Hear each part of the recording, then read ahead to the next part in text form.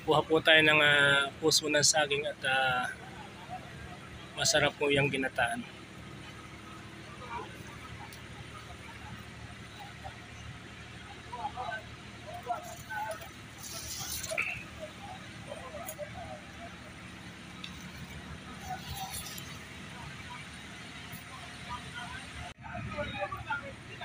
Ayan po, nakuha na natin 3 piraso siya, mga gataan.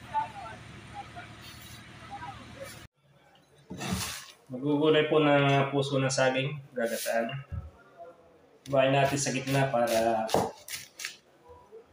para madali siyang gayatin.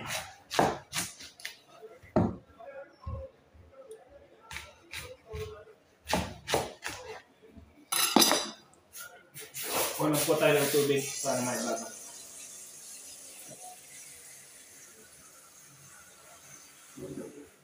Lagyan natin ng suka para maalis yung bababat sa suka kasi para maalis yung kung may pait siya, maalis po yung pait sa kayo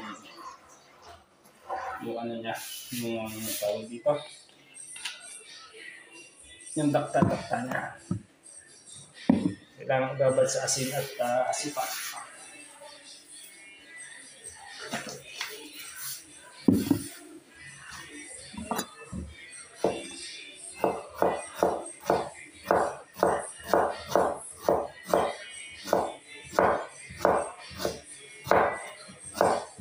Bababad po ito ng mga 15 to 20 minutes para matanggal yung dakta niya sa kayong kung may pait siya. Kasi minsan may pait yung may mapait na puso ng saging.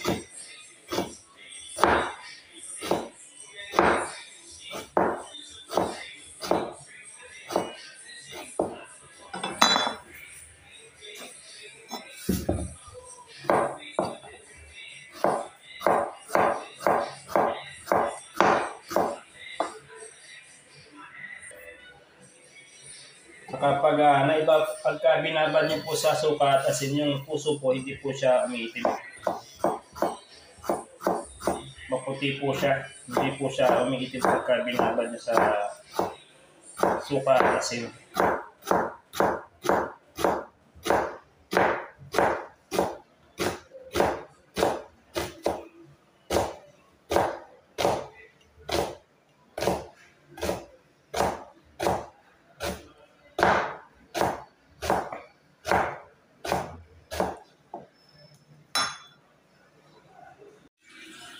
Ayan po, napiga na po natin.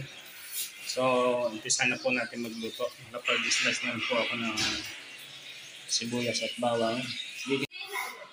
Ayan po, pinalalambot ko muna bago gawin ko po itong gata. Yung gata kasi dito yung pong ganito, hindi po yung gata tulad sa atin na talagang nyug. So, haluan ko siya ng pusit. In-slice ko ng pusit, hiniwa ko sa gitna. Wala kasing diles. Yan po, hinalo ko na yung pusit. Lalagay na po yung gata. Kasi malambot na yung puso ng saging.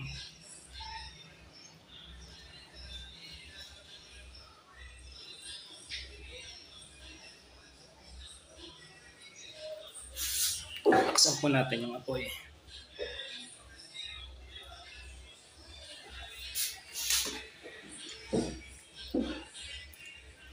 Kailangan po hindi ito tatakpan para hindi po magbuo-buo yung gata. Kasi pagka tinakpan nyo po, nagbubuo-buo po yung gata, parang maglalatik-latik siya.